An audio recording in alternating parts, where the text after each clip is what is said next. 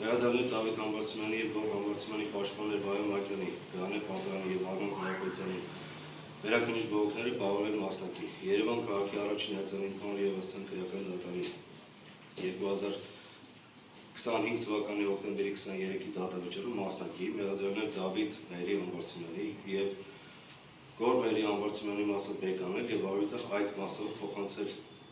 նույն դատարան նոր դատականություն։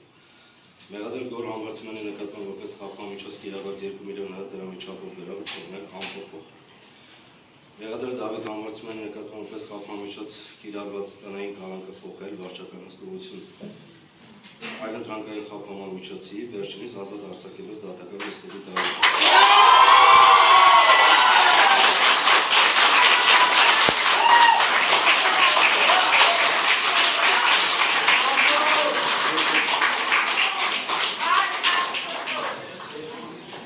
Դավիթ Համբարձումյանի պարտավորությունները շաբաթը մեկ անգամ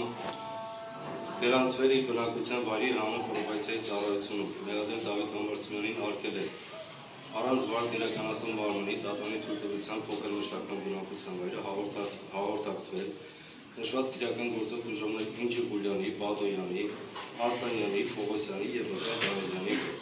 վարչական հսկողության մասով որոշման կատարումը հանձնարարել հանուն պրոբացիայի ծառայության համապատասխան ստորաբաժանման։ Մեղադրվել Դավիթ Համբարձումյանի նկատմամբ այլընտրանքային խաբկանամիջոցներ կիրառված բացակայելու արգելքը և 5 միլիոն դրամի չափով գրավը թողնել անփոփոխ, դատավճռի մնացած մասը թողնել անփոփոխ։ Որոշումը կարող բողոքակել հայ վերաքննիչ քրեական դատան, ներողություն հայ վճռաբեկ դատան այս տարանավորումից մեկամսյա ժամկետում։ Հայ քրեական դատավարության օրենսգրքի 361-րդ հոդվածի 4-րդ մասի հիման վրա արձանագրվում է, որ դատական կազմի դատավոր Մակար Կիրակոսյանը նոր դատականության ուղարկելու վերաբերյալ ունի տարբերվող հատկանիշ։ Դատական նիստը հայտարարվում է փակված։